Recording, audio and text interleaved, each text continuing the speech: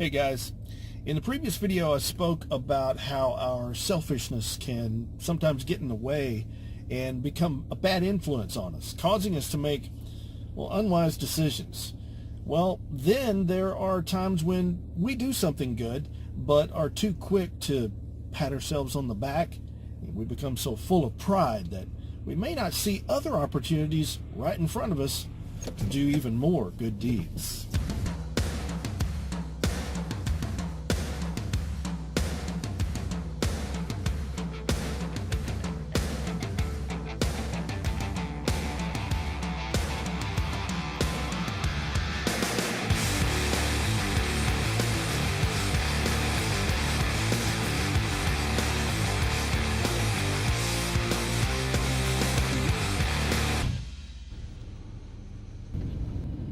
Have you ever said, well, I've done my good deed for the day after an act of kindness? Well, before you start looking for kudos or a pat on the back, maybe you should be asking yourself why you're limiting yourself to just one good deed a day. Now, in my job, I have had numerous opportunities to help others as I come into contact with many people on a daily basis. But my mindset isn't always where it should be, so I don't always recognize the needs right in front of me. And then sometimes when I do see needs, I may not always act because I'm not sure what I should do exactly. You see, we can get hoodwinked by Satan sometimes, as he will feed us excuses as to why maybe we shouldn't help someone. Don't offer that beggar money. He'll probably just spend it on booze or drugs. Or he might even try to rob you or hurt you. I'll take that. Go ahead. Maybe you'll get hurt. Sure, I understand wanting to be cautious when helping out some stranger on the street. It's generally a better idea to give someone food or water rather than cash when possible. But don't let fear or a judgmental attitude keep you from offering help at all. Now, if you're getting a bad feeling in your spirit about a situation that you find yourself in, or if you genuinely are sensing danger, then, that's a whole nother story. But I'm talking about letting anything and everything stop you from being a blessing to someone who is obviously in need. We're living in a world that hurts. Compassion is a word that is often used, but many people don't know what it means. Compassion means that we suffer with the person in our minds. It means suffering with. It doesn't mean that you're just sorry they're suffering. It means that you do something about it. You do what you can to help them. You may say, well, what can I do? What do I have to offer this person?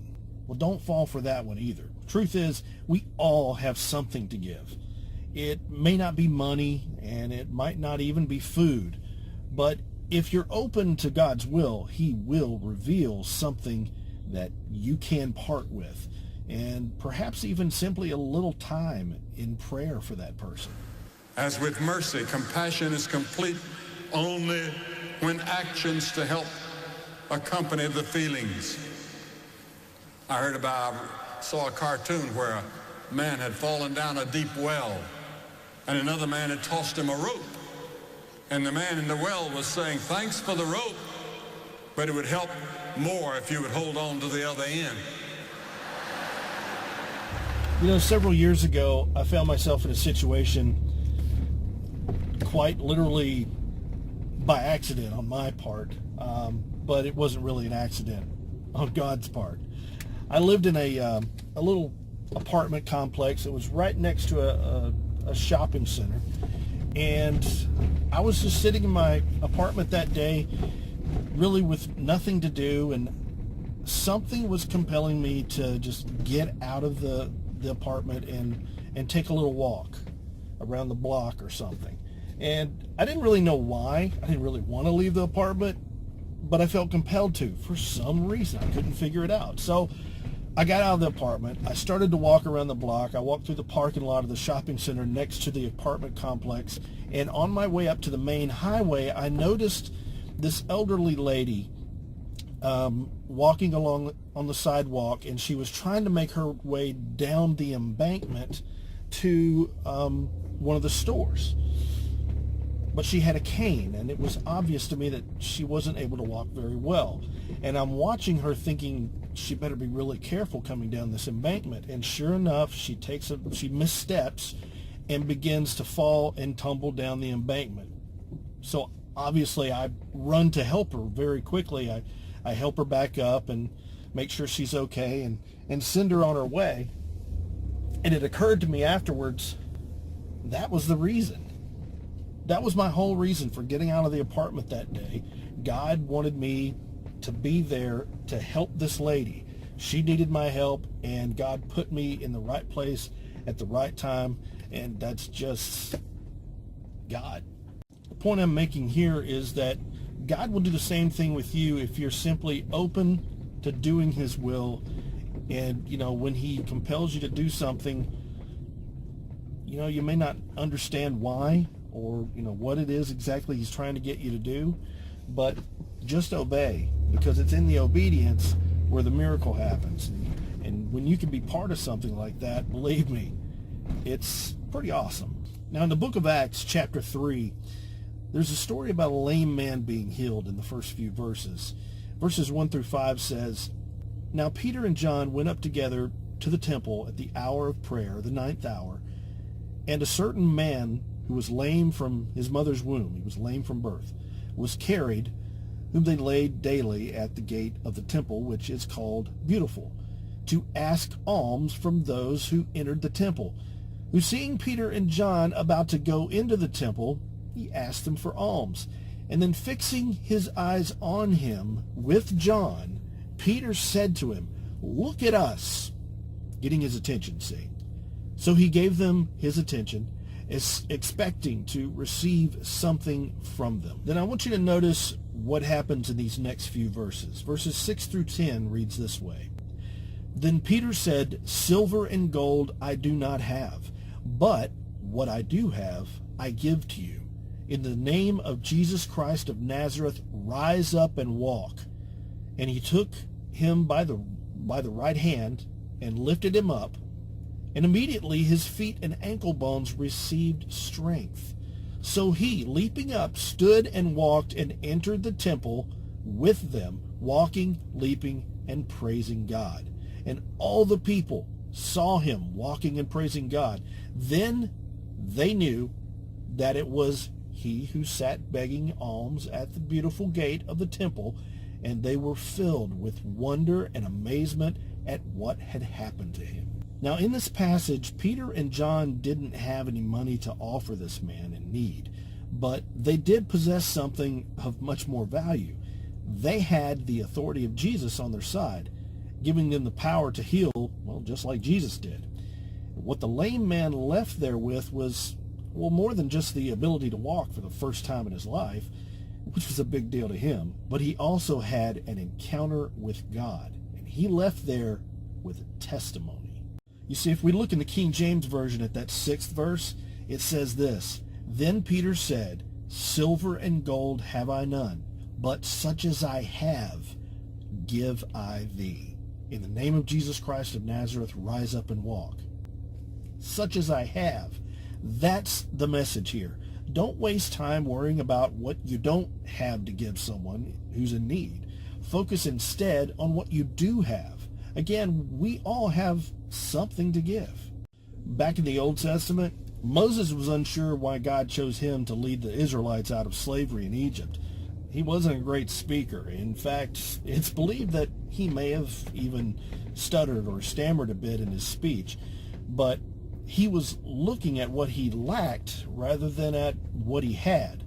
Now, in obedience, Moses did go to Pharaoh, and he said, "Let my people go." "Well, why should I?" Pharaoh asked. "Who tells me to let them go?" And Moses said, "It is my God himself who tells you." Now, unimpressed, Pharaoh talked about his own gods and the power of his magicians, and they came out and threw down their rods, and those rods then turned into serpents. Now, what was Moses to do now? Well, God simply said to him, Hey, Moses, what's that in your hand? Now, God was trying to draw Moses' attention to where it should be, to what he did have. Well, what did he have in his hand? It was an ordinary staff, which didn't seem like much at the time, but when he obeyed God and tossed it down before them, a miracle happened. What miracle? Well, Moses' staff became a great serpent that swallowed up the other two. Then Moses picked it back up, and it was just an ordinary staff again. Well, the key to doing great things through God is in our obedience. Pure and simple. And indeed, little is much when God is in it.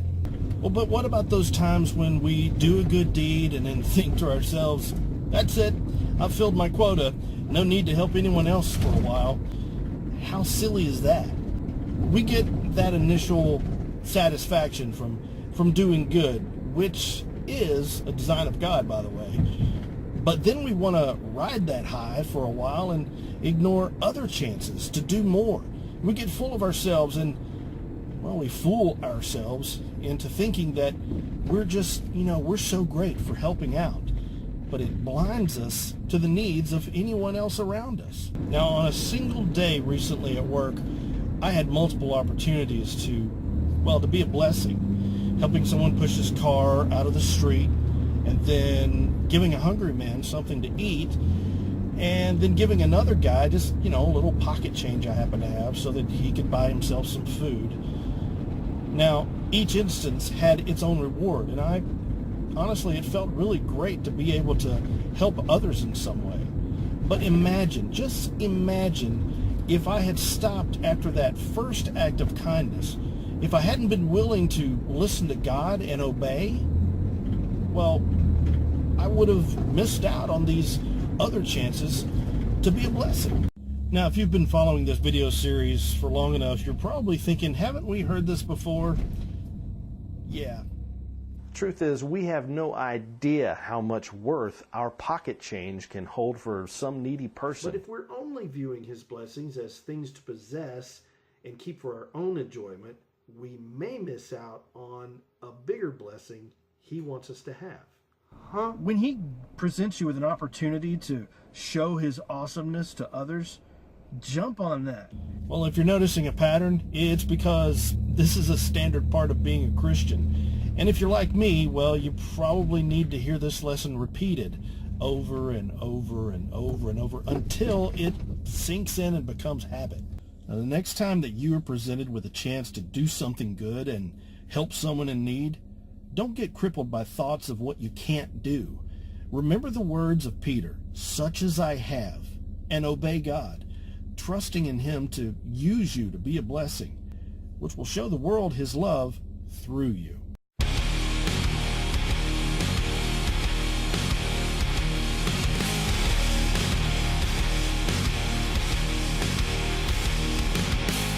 Silver and gold have I none, but such as I have, give I thee.